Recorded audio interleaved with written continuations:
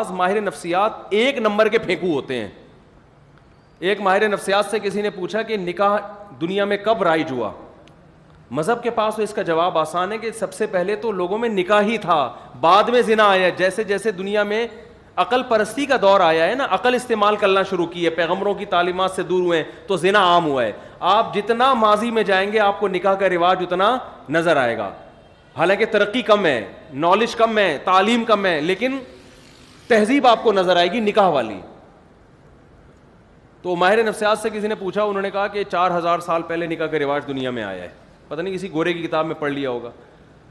اصولی بات ہے کہ 4000 سال پہلے کیا ساری دنیا کے لوگ بیٹھ کے گول میں اس کانفرنس کی تھی کہ آج سے ہم اس طرح سے ایگریمنٹ کر کے عورت کے ساتھ زندگی گزاریں گے؟ یہ ممکن نہیں ہے کوئی ایسی, کیونکہ اگر آپ لوگوں کو آزاد چھوڑ دو تو 99% لوگ نکاح سے بچیں گے اور زنا کی طرف بھاگیں گے, وہ 99% لوگ. اس سے پتہ چلتا ہے کہ ان کو کسی ایک طاقت نے اس پر مجبور کیا ہے, اور وہ پیغمبروں کی طاقت تھی جنہوں نے ان کو معجزے دکھا کر اپنی نبوت پر ایمان لا کر ان کو زنا کے بارے میں ڈرایا کہ یہ کس قدر عذاب ہے اس میں.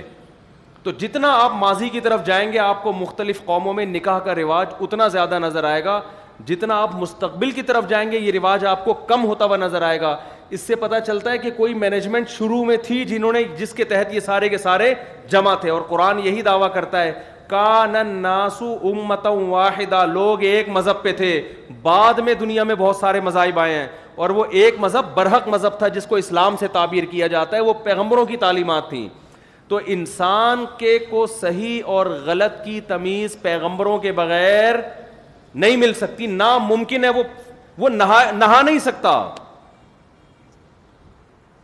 اس کو نہانا پیغمبروں نے سکھایا ہے, وہ لباس پہننا پیغمبروں نے سکھایا, ناخن کاٹنا پیغمبروں نے سکھایا, فطرت پہ قائم رہنا پیغمبروں نے سکھایا, کیا کھانا ہے کیا نہیں کھانا یہ کس نے سکھایا ہے؟